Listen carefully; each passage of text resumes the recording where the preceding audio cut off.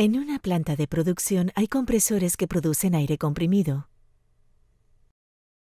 un equipo de postprocesamiento para secar y purificar el aire comprimido, una red de aire comprimido mediante la que se transfiere el aire comprimido al punto de consumo, y la maquinaria y el equipo que usan el aire comprimido.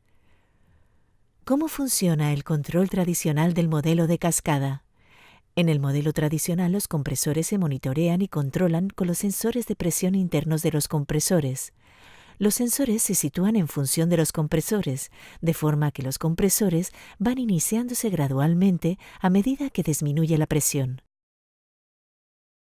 Vamos a explicar este modelo. En el primer diagrama se representa el aire comprimido en la estación de compresores.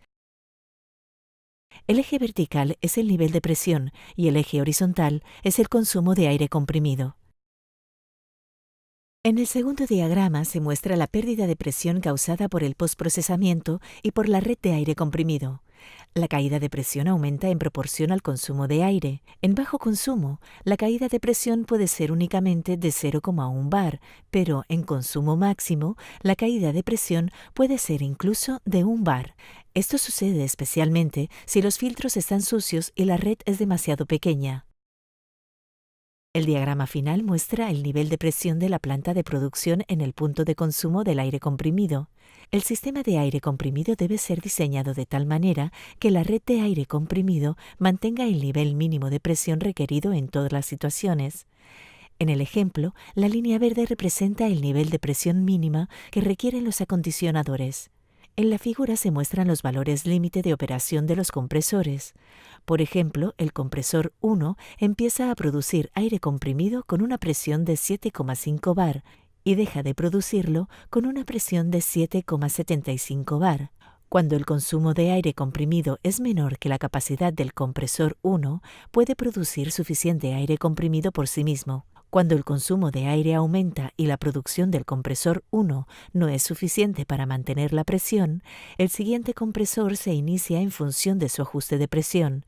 En consumo máximo es necesaria la producción de los 3 compresores.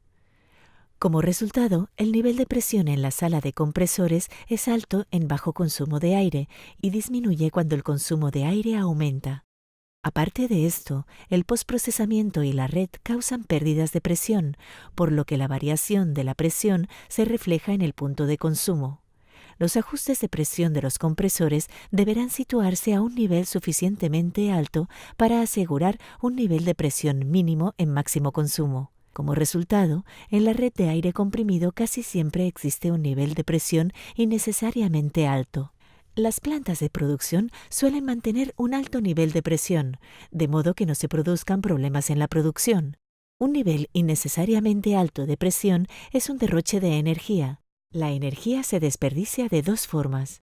Los compresores consumen más energía porque tienen que trabajar contra una presión más alta y aumenta el consumo de aire comprimido, debido a que los acondicionadores consumen más aire comprimido cuando la presión es alta. Por ejemplo, cuando el nivel de presión requerido de los acondicionadores es de 6 bar y el nivel de presión media de la red se mantiene a 6,5 bar, este exceso de presión de 0,5 bar aumenta el consumo de energía en un 10%.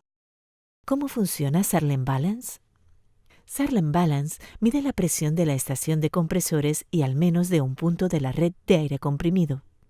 Así, los compresores ya no funcionan en función de límites fijos de aire comprimido, sino que Sarlen Balance ajusta el funcionamiento de los compresores continuamente, de modo que en el punto de consumo siempre haya un nivel óptimo de presión. Sarlen Balance controla el arranque y la parada de los compresores. El rendimiento de las máquinas, con velocidades fijas, se proporciona mediante instrucciones de carga y descarga. El rendimiento de los compresores inverter y de los turbocompresores se puede controlar mediante los ajustes internos de presión. Sarlen Balance mantiene una correcta presión de salida del compresor en tiempo real y minimiza el purgado de los turbocompresores. En el diseño de Sarlen Balance se ha tomado en cuenta la fiabilidad en la producción de aire comprimido. El control de Sarlen Balance se conecta en paralelo con el propio controlador del compresor. A los sistemas de seguridad de los compresores no se les realiza ningún cambio. En caso de fallo, los compresores continuarán operando según sus propios ajustes de presión. Siempre se produce la cantidad de aire comprimido necesaria, no se produce sobreimpresión y la presión de la red es siempre uniforme. Saarland, más de 60 años de aire comprimido.